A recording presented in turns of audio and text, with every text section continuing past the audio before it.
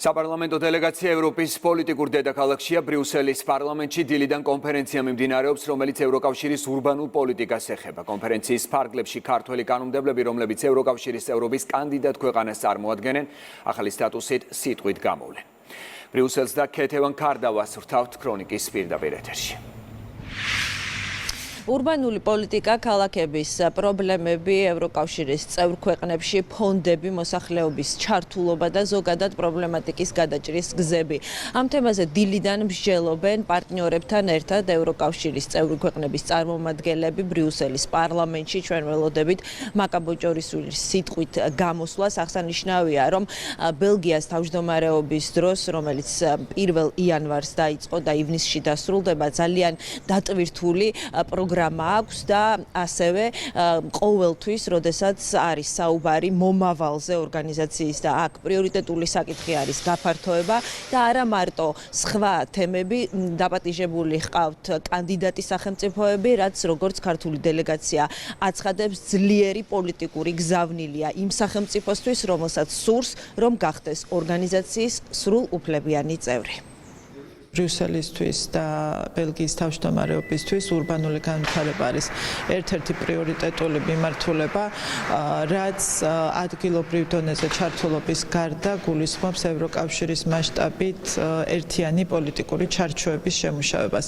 რა თქმა უნდა, ამაში საკანონმდებლო ორგანოების მონაწილეობა არის ძალიან მნიშვნელოვანი. ჩვენთვისაც ეს არის ახალი გამოცდილება. აქ ჟღერდება ისეთი საკითხები, რომლებიც ჩვენთვისაც ძალიან აქტუალურია, იქნება ეს გარემოს დაცვა, ფინანსების განაწილება, მოქალაქეების ჩართულობა დიდ პროექტებში. ჩვენ აქცენტს გავაკეთებთ იმ პრიორიტეტებზე, რაც დგას ჩვენთვის საქართველოს ურბანული განვითარების დღის წესრიგში და ამავდროულად ჩვენთვის მნიშვნელოვანია მოვიწიოთ ის შესაძლებლობები, რაც განავითარებს საერთაშორისო თანამშრომლობას და შესაძლებლობას მოგცემს ის ახალი ტენდენციები, რაც დღეს არის ევროკავშირის მასშტაბით, უფრო უკეთ გამოვიყენოთ ჩვენს განვითარებაში. ჩვენ როდესაც ღირსებით მოვიპოვეთ კანდიდატის სტატუსი, ამის შემდეგ უკვე ვცდილობთ, რომ მაქსიმალურად აფილირებული ვიყოთ და ჩართული ვიყოთ აი ევროპოზიციის, ევროპოლიტიკის, მათ შორის ურბანული მიმართულებით ამ თემებში.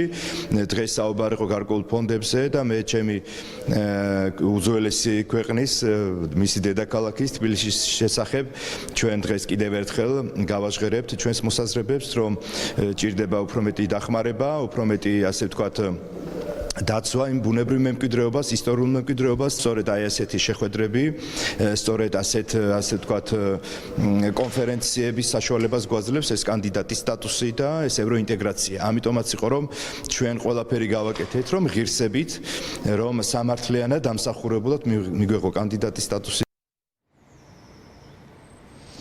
ჩვენი ქვეყნისთვის კანდიდატის სტატუსის მინიჭებით ევროკავშირთან საქართველოსთან დაიწყო ურთიერთობების ახალი ეტაპი. კანდიდატის სტატუსს უნდა მოყვეს მოლაპარაკებების გახსნა, რაც ბოლო ეტაპია იმისათვის, რომ ქვეყანა გაწევრიანდეს. ქართული დელეგაციის წევრები ამბობენ, რომ ყველა ფორმატს და შესაძლებლობას გამოიყენებენ იმისათვის, რომ მოხდეს სტანდარტების მაქსიმალურად დაცვა, ამაღლება, ჰარმონიზაცია კანონმდებლობის, რათა ადარჩეს არც ერთი კითხვა ევროკავშირის არც ერთი წევრი ქვეყნის დედაქალაქში.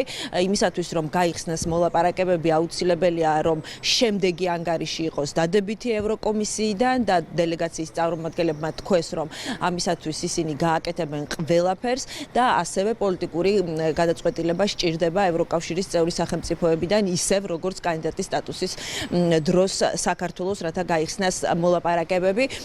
დელეგაციის წევრებმა თქვეს, რომ აუცილებელია ოპოზიციის მონაწილეობა ამ პროცესში და ისინი მოუწოდებენ მათ, რომ ჩაერთონ სამუშაო პროცესში. მიხვდნენ რა, რომ წააგეს ომი ქართულ საზოგადოებასთან, ქართულ სახელმწიფოსთან ამ ხელმოწერულებმა. ეხლა უნდათ, რომ აი ვითომ ჩართულობა უზრუნველყონ არჩევნებია წინ. და ეხლა ითხოვენ სამუშაო ჯგუფების შექმნას. მაშინ რომ ვეუბნებოდით, ვერ შემოვიტყუეთ. ერთი დღე არ შემოსულა. ეხლა ვეუბნებით ამათ, ჩვენ როგორც 12 პუნქტიანი გეგმა შევასრულეთ მთავრობამ.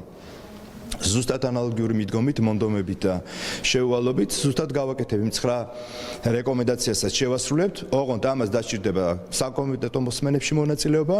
ჩვენ გვაქვს ფორმატი პარლამენტში, სადაც თქვენ გააქვთ შესაძლებლობა რომ კიდევ ერთხელ ის შეცდომა გამოვასწოროთ, რაც დაშვებული ქონდათ, ხოლო სამუშაო ჯგუფები არ იგეგმება, თუმცა ამის აუცილებლობა როგორც კი იქნება, ჩვენ ბუნებრივია ამაზეც ვიმსჯელებთ. ასე რომ როგორც მანამდე დარჩით ხელმოწარულები, თუ ეხლაც არ გინდათ რომ აი ესე დარჩეთ შემდეგ თამაშგარე მდგომარეობაში პოლიტიკურად.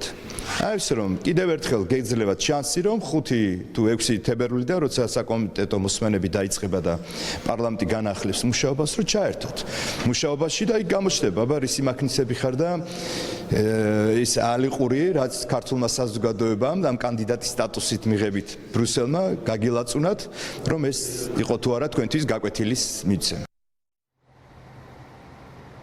პოლარიზაციის დაძლევა იყო ერთ-ერთი რეკომენდაცია, რომელიც გასცა ევროკომისიამ კანდიდატის სტატუსის მიღებამდე. ორგანიზაციის წევრი სახელმწიფოები კვლავაც მოუწოდებენ მთელ პოლიტიკურ სპექტრს, რომ იმუშაონ ძირითად საკითხებზე ერთად, რაც ეხება საქართველოს მომავალს. ევროკავშირმა კი ჩვენი ქვეყნის გვერდით დგომა დეკემბერში დაადასტურა კანდიდატის სტატუსის მინიჭებით და ჩვენი მომავლის განსაზღვრით ამ ორგანიზაციაში. მადლობა, ეს იყო პირდაპირი ჩართვა ბრიუსელიდან და ქეთევან ქარდალა.